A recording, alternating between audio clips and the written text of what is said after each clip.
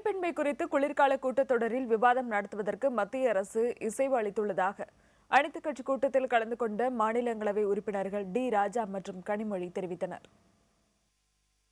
இந்தியாவின் ஜனநாயகத்தின் பன்முகத்தன்மைக்கு எதிராக, சகிப்புத்தன்மைக்கு எதிராக நாடு தழுவிய முறையில் நடந்து வருகிற நிகழ்வுகளை கண்டனம் தெரிவிக்கிற வகையில் பாராளுமன்றம் விவாதம் செய்ய வேண்டும் என்பதை வலியுறுத்தி இருக்கிறோம். அதை அரசாங்கமும் அதனை ஒப்புக்கொண்டிருக்கிறது. ஒரு அச்சம் தரக்கூடிய ஒரு சூழல் உருவாகி கொண்டிருக்கிறது.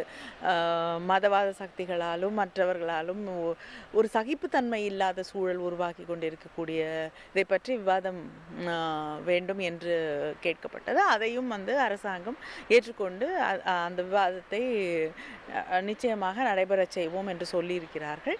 இதை திராவிட முன்னேற்றக் கழகமும் வரவேற்று பேசியிருக்கிறோம்.